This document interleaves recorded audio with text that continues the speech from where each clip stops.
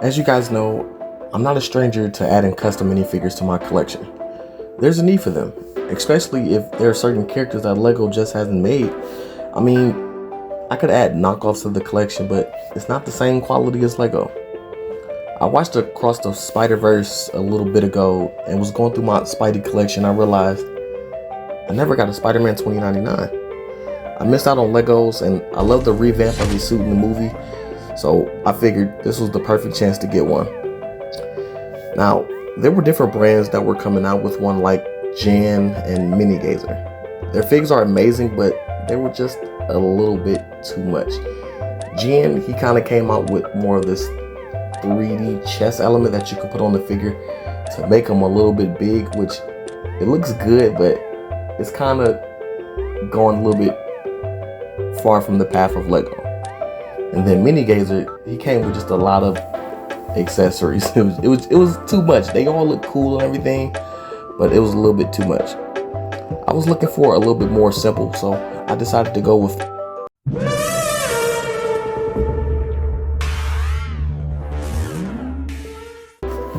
Oscar Isaac.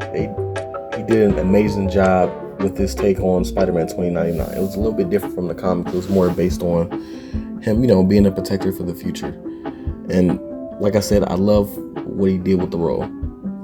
And LifeBrick and MH Customs, they did an amazing job recreating that revamp of the suit design.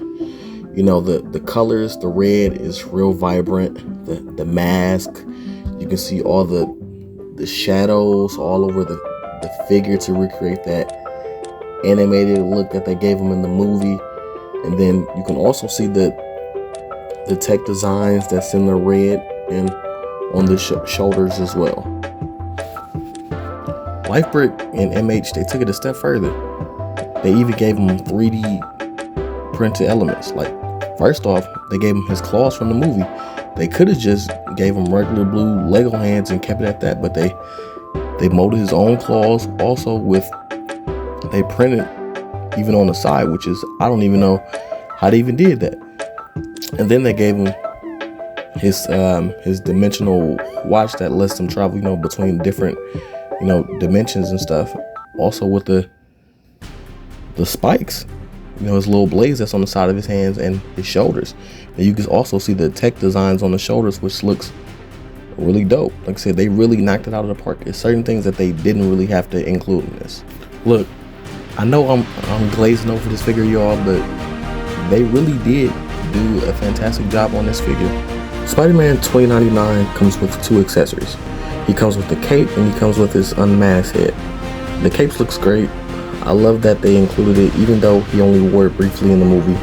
I love how it looks, like it has this effect of it still materializing, and also those web patterns. The unmasked head looks pretty accurate to Miguel, and since it's based off of an animated movie, it's really hard to mess that up. It also has an alternate aggressive with the fangs with his custom molded hair. Like I said, the figure is pretty awesome.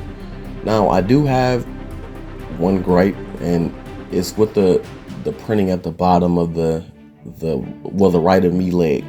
At the bottom, the red, where his feet is kind of red at the bottom, the print is kind of spotty. Like, it's little spots missing, like on the print. Like, if you really look at it, like if you have it kind of far back, it's really not noticeable, but I see it. Especially like if I'm pre-ordering this figure, sometimes it takes like 3 to 6 months for these things to come out, or a year if the company is new, don't really know what they're doing all the way.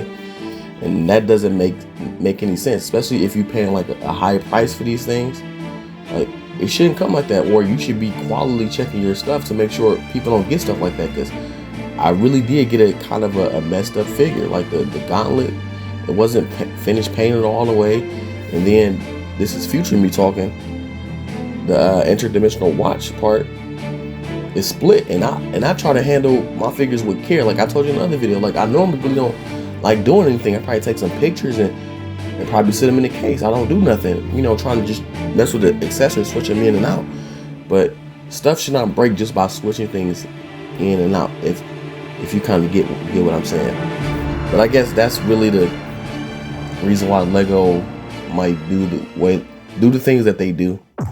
But yeah, on the bright side, it's a pretty good figure. Like, I love what Life Brick and MH did. I love the print, the design. I love the accessories that he comes with.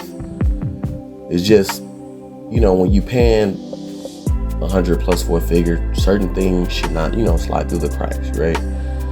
But don't let, you know, my experience with this figure stop you from getting one. It's just still pretty dope figure, and I recommend. Like, I watch every other people on Instagram, and their figures are fine. You know, I think it's just bad when I slip through the batch. Unfortunately, it's me. But hey, you know, it is what it is. But I have talked to the reseller that I got them from, and she's going to make sure that I get another one. It's going to take some time, but it'll happen. I'll probably get a replace on the goblins and all that stuff. But I mean, let me know what you guys thought. Do you think getting these high priced customs are a bad idea, especially when, you know, you get these little issues, or do you think taking the risk is worth it? I mean, me personally, I do. It outweighs me not having a figure at all, and or not getting all the way to the details that I wanted. So, you know, let me know what you guys' thoughts is.